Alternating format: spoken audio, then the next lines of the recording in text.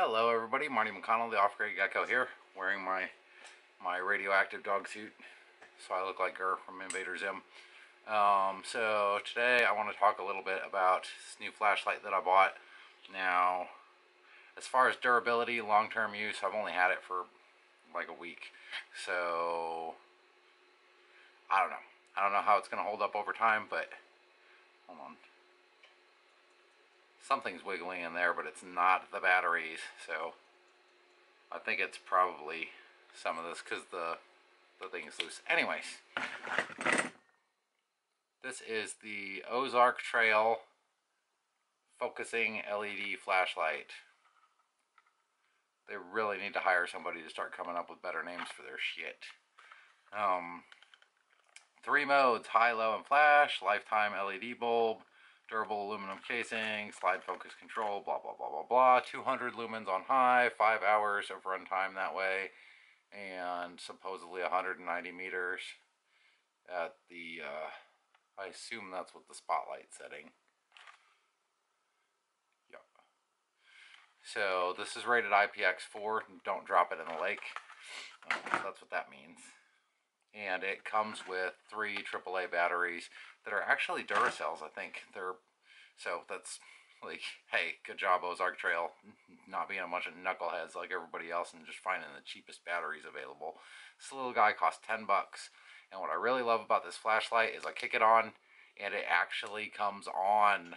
Imagine that. You know how many flashlights I've bought off the shelf that just don't work right out of the box?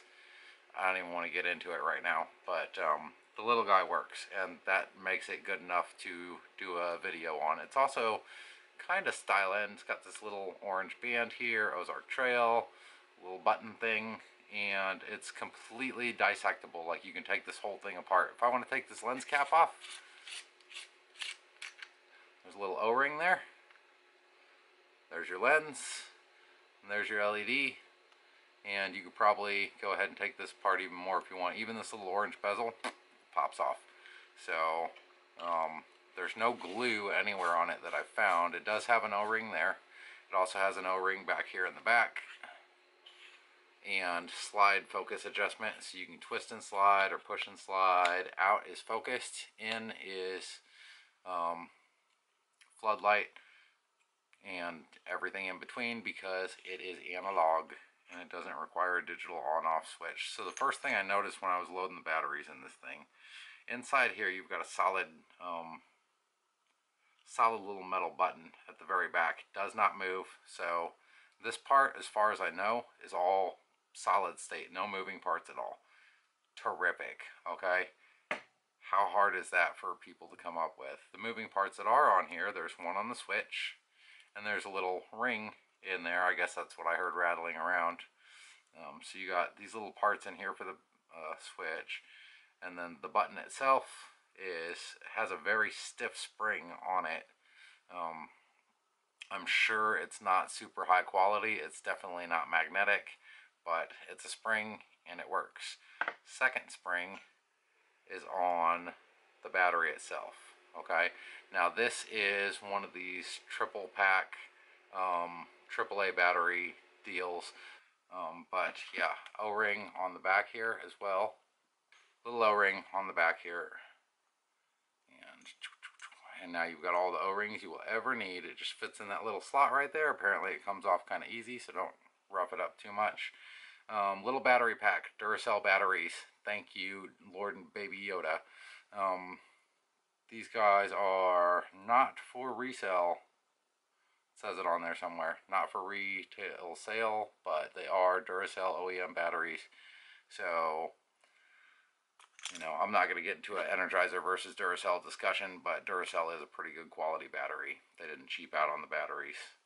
Good indicator. The button itself, I kind of like it. I'm not a big fan of flashlights that have all these bells and whistles and 19. You just screw that back on until it's tight. Easy. Battery doesn't rattle around in there. Everything's good to go. The first time you click this on, it seems like no matter how long it sits, like after a certain amount of time, I think it's around 20 seconds based on my own testing, this will reset to where when you turn it on, you'll have high beam. Like, the highest rated beam, the bright part, the 200 lumens. One of the reasons I don't like these little selectables is, why the hell am I ever going to need an 18 lumen flashlight for anything? I mean, yeah, I got up this morning, I clicked it twice, and the 18 lumen was more than enough when I'm like groggy and bouncing around the house, but not really a necessity to have a lower power thing, in my opinion. There may be applications for it, but in order to activate it, you hit the light a second time, and then you get the low beam. Hit it a third time, and you get this weird strobe deal. So that's how it works. And then the next time you click it, it'll go bright. Or if you've got it in one of the other settings and you just leave it sit long enough, it will switch to bright the next time you turn it on. That was a little bit of experimentation to figure out exactly how that worked, whether it stayed on a setting, or I think it just defaults to that bright light mode, which I kind of like, because when I turn on a flashlight, I want light. Like, I don't see any need to have it set where I turn it on to strobe. It's not a selector switch. I just prefer I turn it on and it works. I've had flashlights like that too, that just stay in whatever mode that you put them in when you last use them. That's just annoying as hell. You can also soft depress the button to toggle without actually clicking it. I don't know if that's necessary or not, but it's kind of a neat feature. Yeah, good little flashlight, 10 bucks. There's another one on the shelf right next to it at Walmart if you pick this up there. And it has 400 lumens, I think. It's also IPX4 rated, and it costs like 15 or 20 bucks. But I can tell you, at least my experience, this little guy's plenty bright enough. 200 lumens seems to be perfect for everything. It's like a spotlight when I go outside, and I can see a long ways. Let's go outside and kick it on and see what happens.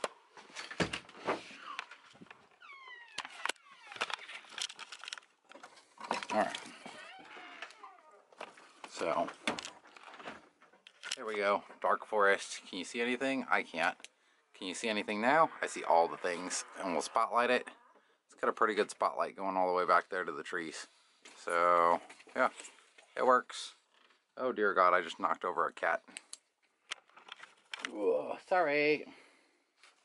Fire. Rice. Alright, that's enough of that shit. So, is it the best flashlight you can buy? No. Will it work as a gun flashlight?